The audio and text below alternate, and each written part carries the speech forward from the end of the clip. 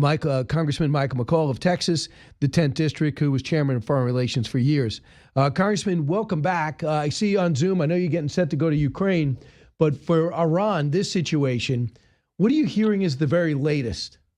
Because you've been briefed. Well, the latest I got was yesterday. We met with all the ambassadors from the GCC, that would be the Middle East, the Gulf Coast nations. And I have to tell you, Brian, the one message they wanted me to take away was that they are all aligned together.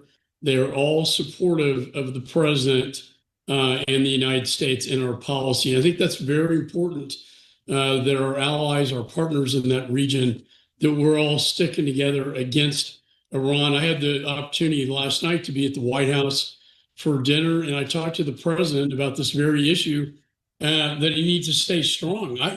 I, as usual, agree with Jack Keane on this one. I'm not very sanguine about these negotiations. I think Iran's tactic is to delay the process up to the midterm elections. They have found a new power now, and that is they can close down the Straits of Hormuz. And so, I think with that in mind, I told the president, stay strong, because you're the first president to act on this in almost 50 years, and it was going to come to a head at some point, and we have to see this thing through. We do. But the president also wants to keep the strait open at the same time, because I know you're not running for re-election, but a lot of your colleagues are, and especially if that Senate seat in Texas is up. And they'll be saying, hey, if gas is $4.50, the reality is you guys might not hold the House or the Senate. So the president's got to weigh all of that. Do you think he's far away from November enough that if you want all in for the next 2-3 weeks, do enough damage to have a long-term success? Well, I mean, there are several options here. The president's not going to telegraph a lot of this, and he shouldn't. We could take over the Hormuz Straits, as Jack Keane has said. I'm all for negotiating. I'm all for trying to achieve a peace deal. But at the same time, as Reagan said, trust but verify.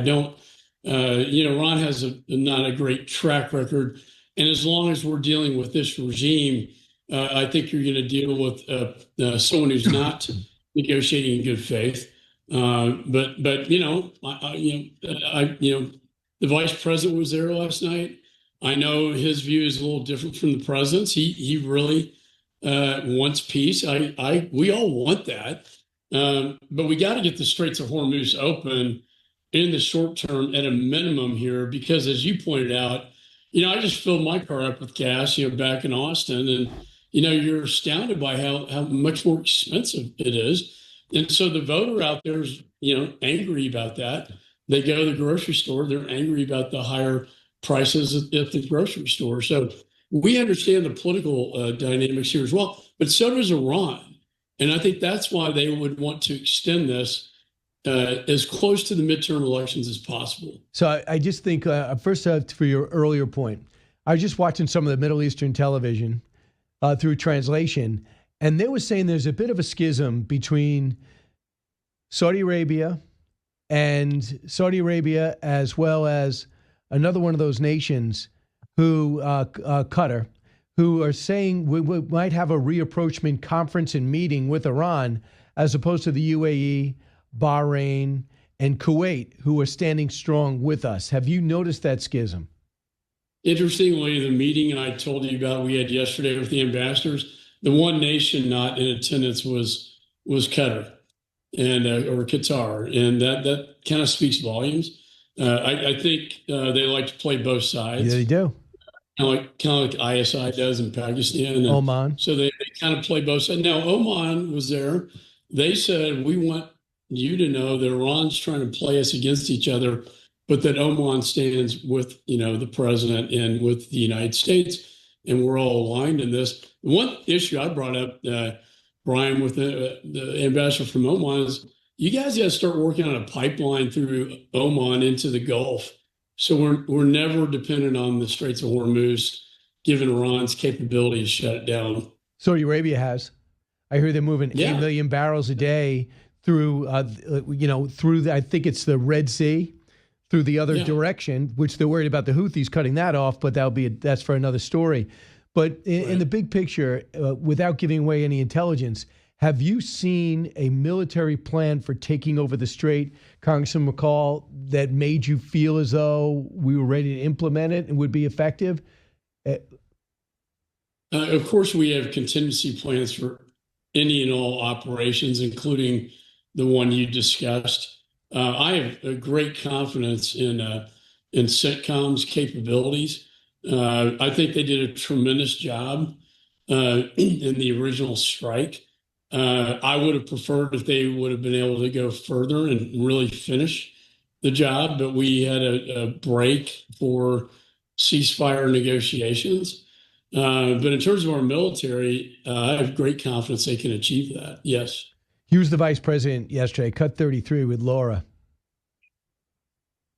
The Iranians have not hit ships in the last couple of weeks, and the oil is flowing in the Strait of Hormuz, in part because the president made very clear that if the Iranians hit ships, we were going to hit back. So, it's going to take sometimes the carrot and the stick here. But, Laura, I actually think that the United States is in a great position, however the negotiation ultimately shakes out.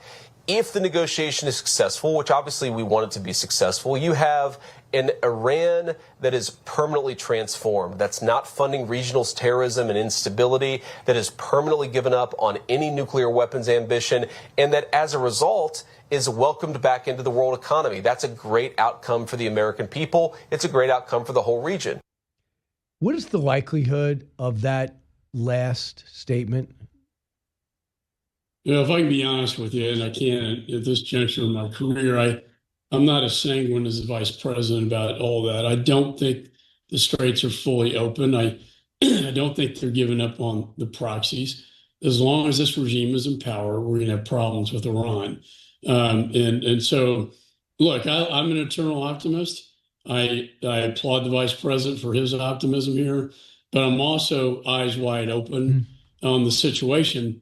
Now, the Trump card, and that's an appropriate way to say it here, is President Trump. He provides the fear factor that gives us strength in the negotiations because they have no idea what he's going to do. He's so unpredictable. He is so bold and he's so strong.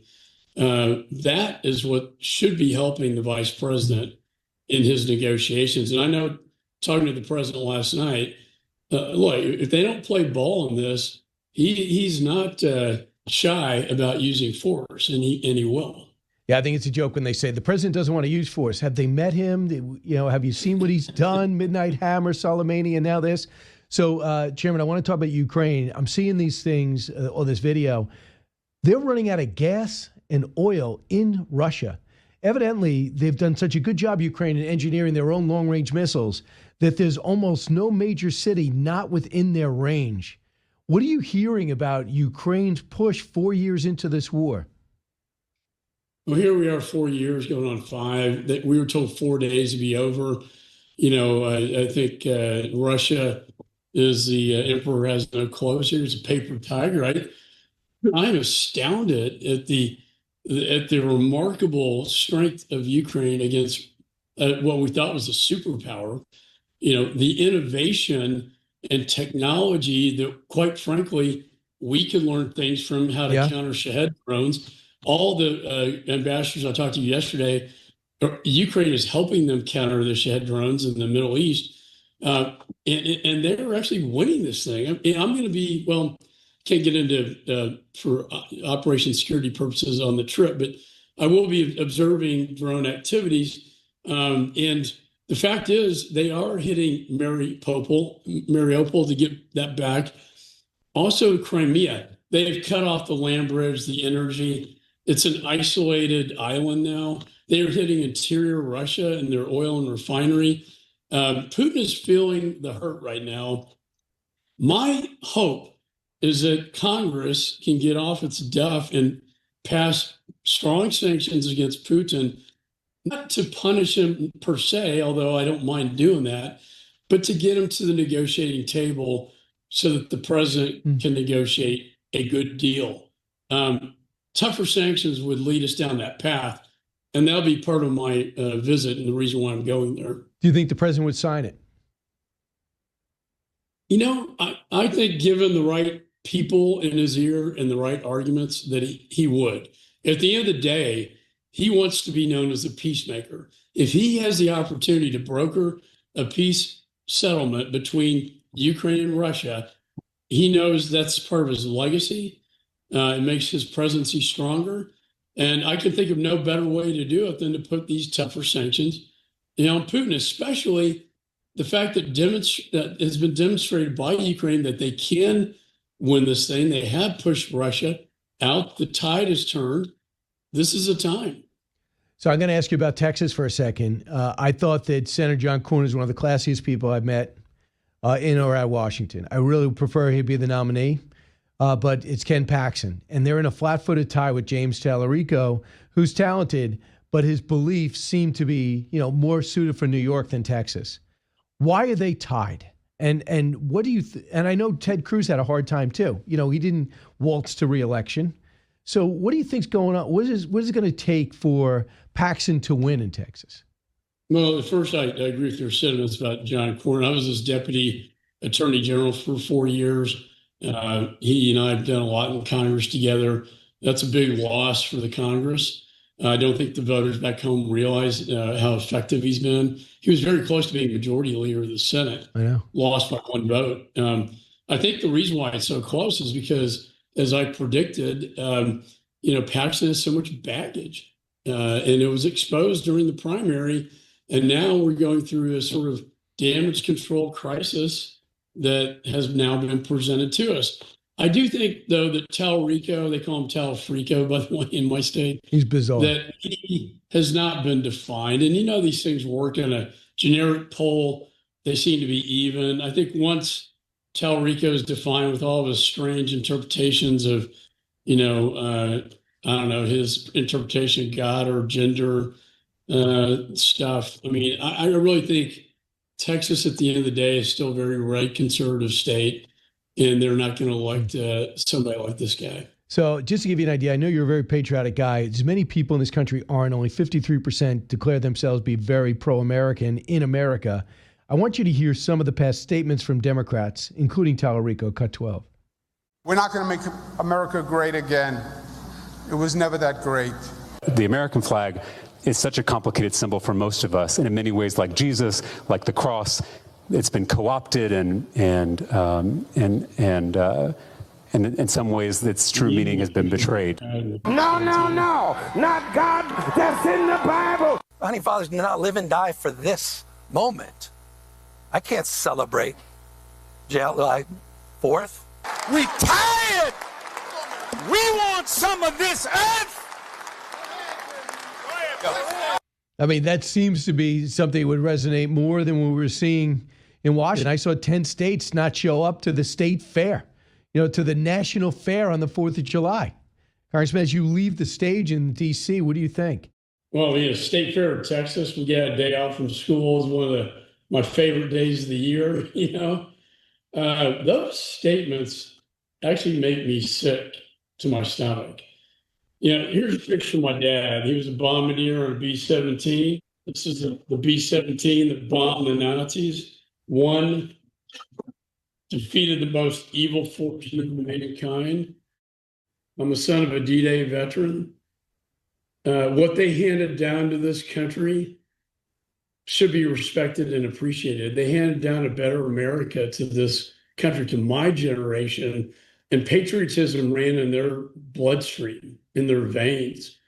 To hear these disgusting comments about this country, they're not patriots. They're traitors. It's that simple. And I don't have a lot of patience for that. It's American to question. It's American to debate the issues. It's not American. In fact, it's un-American to say disgraceful things about this country like that. I hear you. Congressman Mike McCaul, thanks so much. I'll talk to you soon, and best of luck in Ukraine. Thanks, Brian. Thanks for having me. You got it. Back in a moment.